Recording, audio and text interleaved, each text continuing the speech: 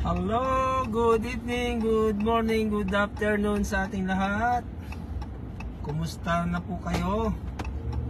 Kumusta po ang araw ng linggo?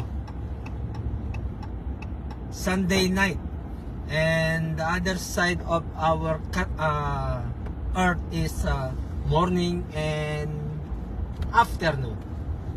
Kumusta po kayong lahat? Ako po ay malapit nang matapos ang aking trabaho. Yun po ang aking routine sa aking 5 days a week.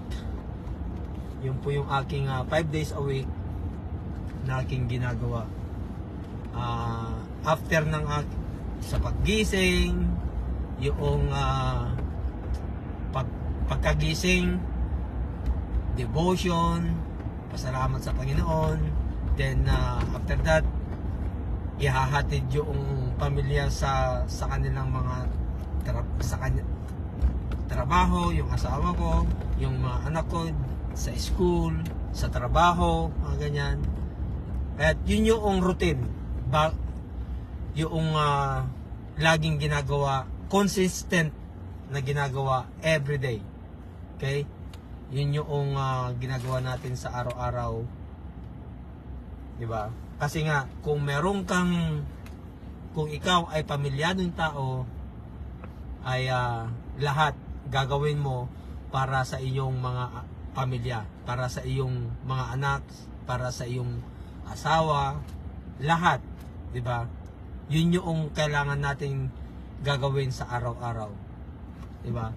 Ngayon, kung meron kang hindi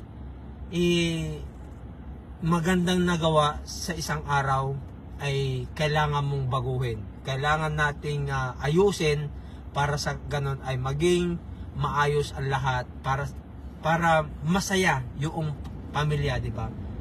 Di ba nga, sabi, kapag yung nagkakaproblema kayo sa bahay, yung ganyan, huwag nating paabutin nang lumubog yung araw bago natin resolbahin yung problema. Kailangan bago lumubog ang araw, kailangan naayos na yung problema para pagdating ng kinabukasan ay maaliwalas yung iyong mukha, maaliwalas yung pag-iisip, at maging masaya ang lahat ng bawat miyembro ng pamilya. Diba? So, yun yung ating mga ginagawa sa araw-araw. Pero, huwag naman natin sabihin na araw-araw na lang ba mayroong problema sa pamilya, sa bahay. Hindi naman po. Once na nagkaroon ng problema, ay kailangan natin ayusin kaagad. Kasi nga, hindi po maganda sa paningin ng Diyos na nagkakaproblema kayo, yung lumubog na yung araw, magtatakip silim na kagaya po nito ay alas 8 na ng gabi ay ngayon pa lang magdidilim dito sa aming lugar. Kasi nga po, iba na yung aming oras ngayon dito. May daylight savings, ika nga, di ba? Kaya kailangan nating ayusin ang bawat problema bago tayo matulog sa gabi. Dapat paggising natin ng kinabukasan ay maayos ang lahat, para sa ganon ay paggising maayos, yung masaya ang lahat, di ba? Hindi kagaya ng paggising natin kapag hindi pa natin naayos yung problema. Gusto nyo ba yung pagtulog mo na nga lang, hindi mo pa naayos yung problema, masaya ka ba nun habang natutulog? Hindi, di ba? Ngayon, kapag paggising mo, hindi pa rin naayos yung problema, lalong lalala yung problema, di ba? Hindi mo naayos yung kinasasangkutan, di ba? Kaya kailangan ay ayusin natin right away kung ano man yung hindi natin pagkakaunawaan sa buong pamilya sa araw-araw, di ba? Para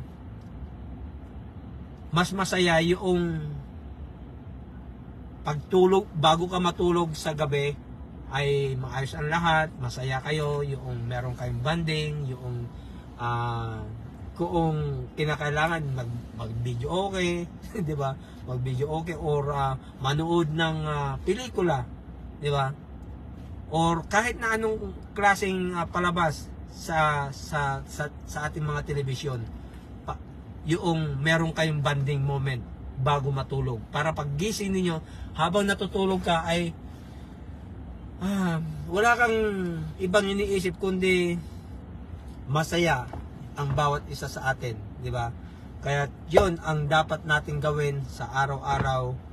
Kung merong hindi maayos, kailangan natin pilitin na ayusin bago lumubog yung araw para paggising natin, para paglabas ng araw ng kinabukasan, tayo po lahat ay masaya.